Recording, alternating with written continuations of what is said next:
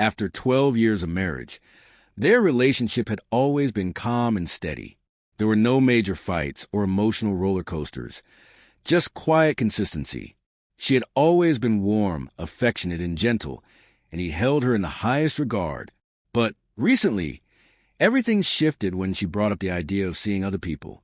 She suggested they explore the possibility of an open relationship, saying it was something a lot of her friends had tried, and that it was becoming more common in modern relationships, especially in recent years.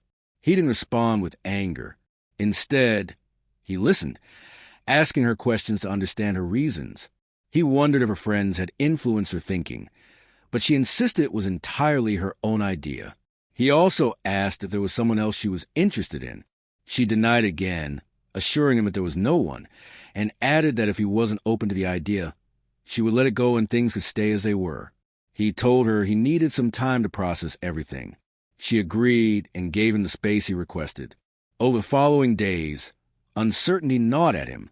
He eventually decided to check her devices for anything that might indicate a hidden relationship, messages, calls, anything.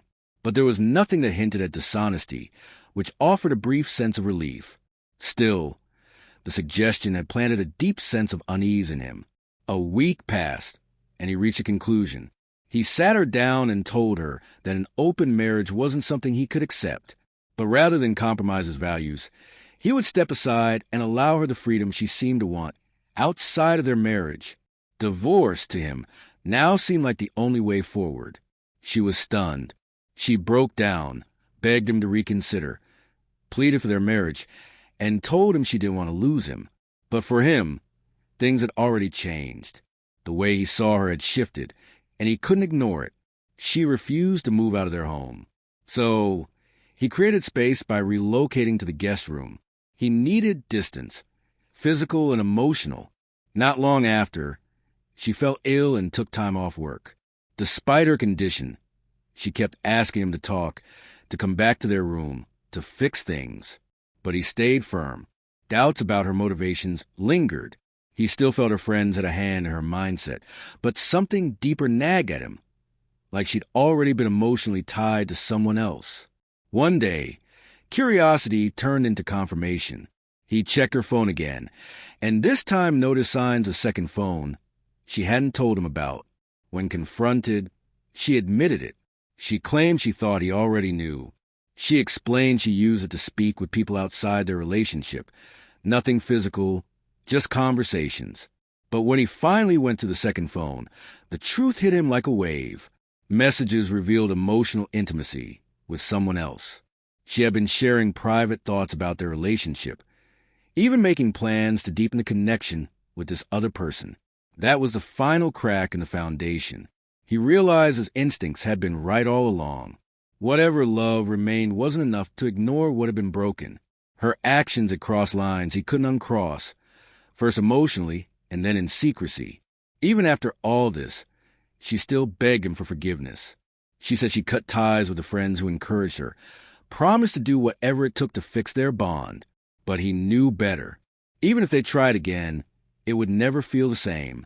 The trust was gone, and with it, any chance of feeling truly secure in the relationship. Soon after, tragedy struck.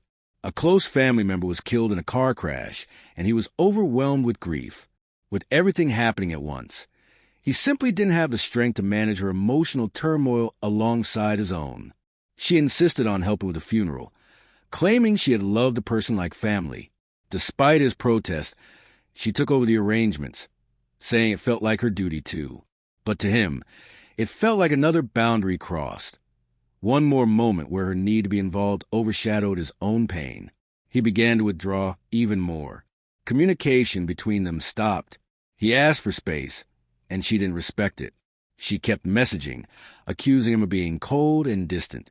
But he no longer had the capacity to carry her emotions along with his own. He made the decision to leave their home entirely. He moved into a small apartment above the restaurant he ran and brought the ashes of his lost relative with him. He asked his brother, who worked at the bar downstairs, not to let her in. And when she tried, calling, texting, even confronting his brother, he blocked her everywhere. She accused him of being heartless for taking the ashes and cutting her out of the mourning process. But he stood firm. This was the end of the road. As painful as it was, he knew there was no going back. The betrayal, the manipulation, the lack of respect for his grief and his choices. It was too much. The emotional damage was done. Though the formal divorce hadn't yet happened, he knew in his heart that the relationship was over. For now, all he wanted was space to mourn, both the person he lost and the marriage that once meant everything. He didn't know how things would unfold from here, but one thing was certain. He would face it on his own terms, with his dignity intact.